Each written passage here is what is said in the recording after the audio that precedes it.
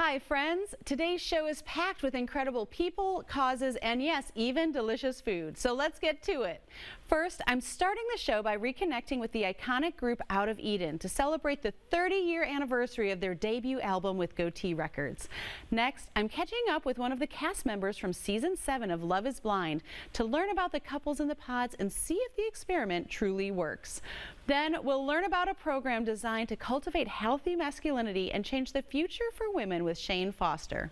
Finally, I'm celebrating Hispanic Heritage Month by learning how to make an authentic Mexican dish from Fonda Nashville. So text a friend and tell them you're about to be in the know, because this is the Sami Cone Show. From the NewsChannel 5 network, this is the Sami Cone Show. The three sisters behind Out of Eden have been singing together most of their lives, but now we get to celebrate a special milestone with them. Please welcome Lisa, Andrea, and Danielle to the Sami Cone Show. Hi, ladies. Thank you. Hi. Thanks for having us. Here. Oh, I'm so excited to have more time with you, not just a red carpet pass by. Although I did get promised I was going to learn some dance moves last time, so can we do that later? Oh, Yeah, sure. we have time. We're here for We you. have the TikTok dances. We have whatever you need. Are we allowed to do that now as moms still? I mean, like... Yes, we have to do. reclaim Okay, we're allowed our to, territory.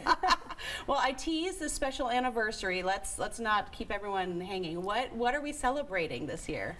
Yeah, we're celebrating 30 years of Out of Eden, 30 years since our very first release, Lovely Day. Yes. And 30 years since we first went on tour. That's incredible. I mean, okay, we're not that old to have, right? None Totally of us are, not, no. yeah. But when you think about that, what does that mean to you? Because to some groups and some artists, that can be like, oh, I can't believe it's been so long. But I feel like you ladies have had this resurgence. It's just come on, this freshness and this, vibrance. Well, I think for us, a fan let us know that it was our 30th anniversary. And we were like, oh, wow, okay. Okay. And so we just wanted to honor, I think, our legacy. Like, we were one of the pioneering girl groups in gospel music, CCM music, and so we just wanted to kind of pat ourselves on the back and say thank you to our fans and to all the people that helped us along the way. Yeah, and you all have your own lives, your own your kids, Yes. right? Yes, we do. What has it been like coming back in this iteration of Out of Eden? Because I have to imagine there is a difference. I think there's a huge difference. I think having distance from it, we're just so appreciative of the opportunity. And we are juggling a lot. We all have full-time jobs, but I think it speaks to, even if you have so much going on in your life and you're in a different stage, you can still fulfill your dreams. You can still go after those things that you love, and it's a part of who you are. Yeah. I think we have a lot more grace for each other as well. It's like we're a little less worked up about it. It's like, okay, it'll be fine. Like, it's fine. Everything will be fine, which is nice. Okay, I need to go on that and go off the rails a little bit here, because as a mom of a young woman, and someone that I think all of us as young women think that the things that are important we find out at this age aren't so important. Yeah. So what would you all go back and tell your younger selves starting out that you've learned? I would say don't be afraid to let go. Ooh. You can't control everything. You can't control every outcome. Yeah. And if you really do believe that God is our creator and he has a plan for your life, the best thing is to hold things loosely and say, okay, whatever you have for me, I accept it and I will move forward with it. Okay, but what does that look like? Because we can say that, right? But actually, how do you let go? Well, for me, it's a daily practice. I have 4 kids, 8 and under. And so even this morning, one's not and she's feeling here, folks. Let's give her a round of applause that she made it out of the house. They saw me in makeup and go, Mommy, we've never seen you look like that before. They don't typically travel when we do Out of Eden things. So for me, it looks like Andrea said, a lot of juggling, but also a lot of just deep breathing and it's going to be okay. I can't control every part of my day. So I'm going to breathe, and whatever happens, it's fine. That's so good. Anyone else want to chime in on that? Yeah, I mean, I think that's huge. Yeah. And I think along with that is just not taking yourself or your situation too seriously. I mean, obviously there's a balance between excellence and, just I don't care, whatever. So we still strive for excellence, but I think for me, like Danielle said, holding it a little bit more loosely and just having a little bit more c'est la vie has been helpful. Okay, I'm taking it all in. I'm taking notes, because I mean, you've had Grammy nominations, Dove Awards, you've done all the things. What's next for Out of Eden? What can fans expect? Well, we are coming out with an EP, so we're going to do like 4 remakes of our most popular songs, and then come out with a couple new songs. So we are excited to get back in the studio and record with each other. That's our favorite thing to do. Yes. Our new single is coming out. So that is dropping very soon. So that'll be, out for people. Actually. Oh, yeah. There you go. You heard it here first. Lovely Day 3.0, which was Amazing. Lovely Day was the first song that we ever recorded, and so 30 years ago. So we're reimagining Lovely Day for right now. So That's I'm incredible. Well, thank you all for being here. I'm so Thank excited. So you. good to see you in person again. Yes, yeah. Make sure you check out of Eden, their new EP, new single. So many good things. We'll link below to where you can find that, ladies. So great to have you on the Sami Cone Show. Thank you so much for Absolutely. having us. Yeah. The popular experiment Love is Blind is returned for its 7th season on Netflix here in the U.S. And I am joined by one of the DC castmates, Monica. Monica, welcome to the Sami Cone Show. Thank you so much for having me. I'm so excited to be here. I am really excited to talk to you. I don't want to say favorites, right? Because not everyone's seen the show, but I do love the woman that you are and the strength that you exude from camera. Do you feel like, before we get into kind of the pods themselves, what was the filming experience like for you? And do you feel like you were able to be your true self? I appreciate you saying that. I got comfortable with the environment very quickly. So I think I was able to be myself. I think that this was such a serious thing for me, right? Like considering marriage. And so I was definitely serious, like more of my serious qualities I think came out, but I was really comfortable in the environment. So I think you see the real me. That's awesome. Can you give us any insights into the casting experience, or what led you to even consider? Some people might be like, oh my gosh, marriage after not meeting someone. What spot were you in your life that you thought, this is right for me right now? Yeah, so it was all crazy timing. I've always been a big fan of the show. I love the show, and when I found out it was coming to DC, multiple people sent it to me. And I was actually recovering from the ending of a relationship and in a spot in my life where I was like very focused on me and growth and self-love. And so I thought, I'll apply and see what happens. I love, like, my favorite thing in the world is deep conversations with my girlfriends, like talking, getting to know someone. So I thought, like, I would do this, like, but I didn't actually ever think it would happen. Yeah. And so I submitted an application. It was a 6-month process. And for me, as someone who was focusing on myself and healing from a breakup, I found the casting process to be really cathartic and a distraction. Like, there were just things that they needed from me across that process. And I was like, I got to take my mind off things, and then all of a sudden I was on my way to the pods. It's interesting you say that too, because sometimes I think we watch as a fellow fan of the show and you think, it's such a long process and they have to vet everyone, and yet I still feel like sometimes you find some people that maybe aren't there for the right reasons, or maybe some of the guys that aren't quite ready for marriage. Did you find that to be do you feel like you could sniff that out, or are you just in this kind of bubble of everyone is here and everyone's great? I tried my best to be very cognizant of anything that I picked up on that felt disingenuous. Yeah. I think from my personal experience, for the most part, like, I thought that the men were incredible, and definitely because they were so vulnerable in that environment, it felt like they were different. And I'm going to actually say probably better than, like, most guys I dated in the traditional world. Okay. So just being able to have such serious conversations so early with a man was really different for me. Yeah. Sure. So I appreciated it. Well, that's good to hear. I appreciate hearing that. And, no spoilers, but more than any other season, I feel like the couples progressed differently this season. I don't want to give anything away, but there were a lot of things that happened kind of on the way to the altar that affected the altar. Were you guys aware of that during the season? Are you in touch with each other, because you're living with your partner, but then how much interaction is there off camera with the other couples?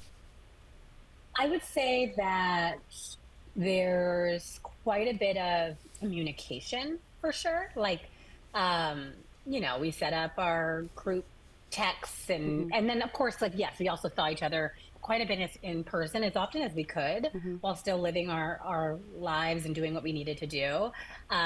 So yeah, I would say I got really close with the women and still I'm close with them. So I feel like we were pretty aware. Yeah. Maybe not in real time, but Sure. pretty aware as to what was going on. Yeah. Is there anything that surprised you now being on the other side of this, or any advice that you would give yourself back at the beginning in retrospect? Or dating advice for any of us at that point, really? Yeah, I think that I learned so much, truly. Like, I learned so much as a now 37-year-old woman, 36 when I filmed. I thought I knew a lot of things, about men, relationships, dating, myself. And I learned a ton. And the biggest thing I took away from it is never be afraid to show all of your cards. Like, being so upfront so early about your expectations, your hopes, your dreams, what you want out of a relationship, a partner, really served me. And creating an environment where I think the men felt so comfortable sharing. Like, I could never date any other way now, thinking back to the past. So yeah, I think just putting it all out there and being really open and vulnerable was my biggest takeaway, and what I advise other people to do in relationships or dating. Yeah, that's so good. Well, thank you for joining us today. If you're not already watching, you can check out season 7 of Love is Blind in DC on Netflix. Monica Davis, thank you so much for joining us today, and I wish you nothing but the best in your journey ahead. Thank you so much for having me. It was so nice to be here. And yeah, thank you. Absolutely. My next guest was drafted by the Dallas Mavericks, played for Team USA, and had his Vanderbilt jersey retired. But now he's focused on what should be taught in the locker room. Shane Foster, welcome to the Sami Cone Show. Thanks so much for having me. I'm so glad you're here. I mean, we could just talk basketball this whole time, but you are really taking a stance on, kind of leading men in a different direction, and it's really important. Could you tell us a little bit about what you're doing these days? Absolutely. Listen, this issue of violence against women and girls is really an epidemic in our country and in the world. When you think about the statistics, 1 out of every 4 women experiencing domestic violence, 1 out of 5 women being sexually assaulted, 1 out of every 7 boys have been sexually abused. And they never talk about it. It's time for us to start talking about it. And so that's what our work is really all about, with the Men Together through the YWCA, and then partnering with the Call to Men and with Allstate and other schools here locally and also nationally to really start having these conversations in locker rooms and male-only spaces that are about healthy masculinity, healthy manhood, how to value and respect women, and on our journey to becoming really good men. Yeah, there's a documentary we're going to talk about that's coming up in just a minute. But I also have to ask, as someone that grew up in locker rooms, what really made you want to kind of turn the conversation differently, and what made you realize not only did you want to, it has to, because you've been a proponent for race, gender, diversity, all of that, but why? What was the switch for you that was like, this is what I need to speak on? Well, when you think about how many people are impacted, I'll never forget when I first joined the YWCA and started doing this work and got a chance to hear from not only victims and survivors, but also from men and boys who are either affected or effected by this kind of violence. No one thinks it's a good thing. No one likes that this is even happening, but very few people had real solutions and what to do about it. And as we started diving into being a part of the solution, we wanted to give others the opportunity to engage in ways that doesn't put themselves in harm's way, but that allows them to make change not only systematically, but also generationally. I'm glad you said that, because as a parent of a son who's now in college, I'm thinking, what could I have said earlier? How you're starting with some kids that are pretty young. How do you really navigate those difficult conversations without introducing them to something too early, but making sure that they're not surprised when these things happen. Hopefully not to them, but even around them. Well, you have to be relatable. You have to meet people where they are. So if we're working with kids in elementary school, what are you seeing? Who are your mentors? Who are you looking up to? What kind of language is being used in those spaces? And being able to differentiate what's healthy, what's unhealthy, what leads to some really unhealthy actions towards yourself, towards others around you, and what has been the example of other men who have gone before you in these spaces. And unfortunately, there's been a lot of violence that has taken place, and little even jokes, you know, that's what she said, or nice putt Alice, or all of these things that happen in male-only spaces. You know, it really creates a culture where women are looked at as less valuable and the property of men, and it creates what Tony Porter calls the fertile ground that allows this violence to exist. And so we want to be able to be a part of the change, right? Not just talking about the issues, but truly talking about solutions. How do we get in front of this? How do we stop it before it ever starts? And that's why this work is so important, and it's about prevention. We're about stopping this before it ever becomes a problem. Yeah, and one of the ways you're doing that, there's a special documentary screening that's happening on October 15th, Locker Room Talk.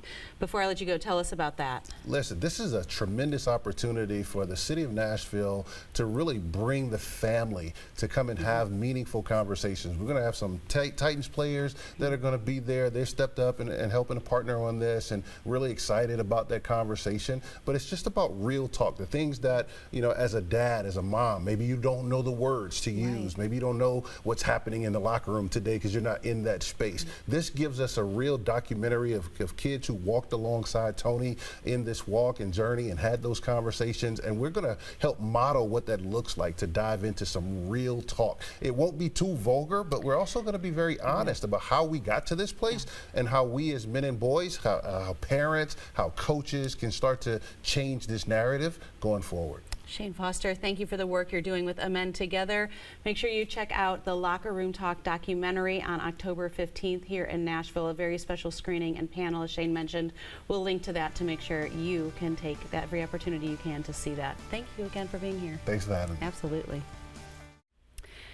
In celebrating Hispanic Heritage Month, I wanted to do some authentic Mexican cuisine, and I got so many recommendations to reach out to Fonda on 12 South, so that's what I did. And I'm joined by Alan Rodriguez. Hi, Alan. Hi, how are you? I am so excited. I'm trying not to salivate over everything in front of me, but you're going to teach us a very authentic dish today, right? Yes, absolutely. So today we're going to be doing a guacamole from scratch with fresh ingredients. And I feel like, I'll be honest, I didn't like guacamole until I lived in Mexico and ate it in Mexico. So do you feel like there's like a Mexican version versus an American version that we've Yeah, absolutely. I think everybody has their own recipe, right, that they do at home.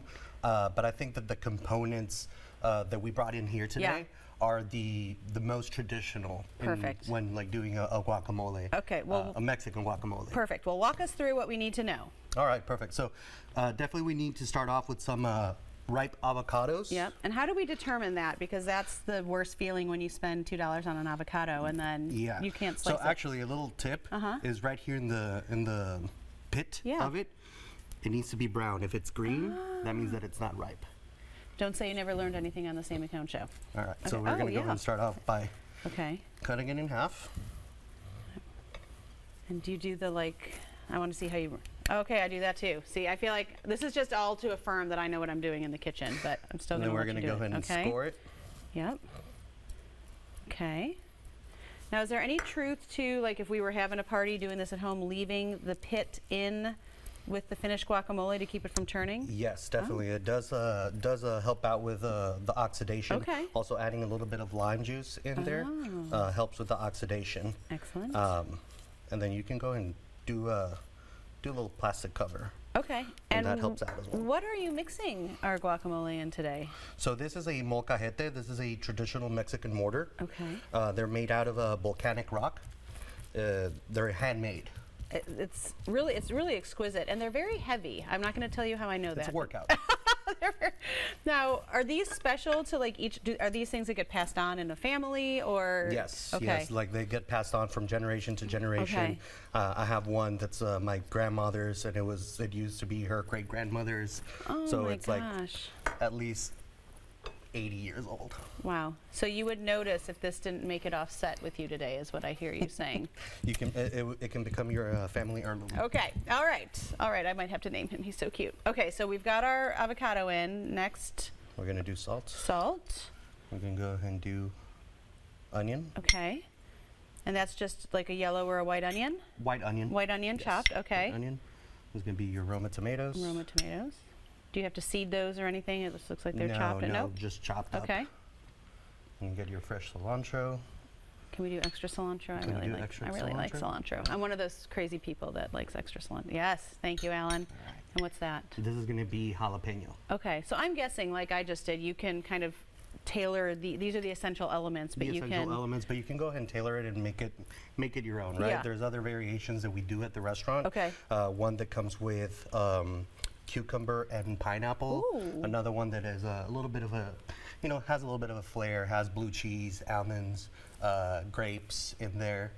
Looks like I'm going to be going back to Fonda Nashville very shortly. Okay, speaking of, while you stir that up, I actually got to experience brunch this weekend. I was blown away. Alan asked me, he said, what's your favorite? And as I was like shoveling salsa in my mouth, I couldn't answer at the time. But what I thought was interesting is that you've got different menus. You've got a brunch menu, a lunch menu, a dinner menu, a specials.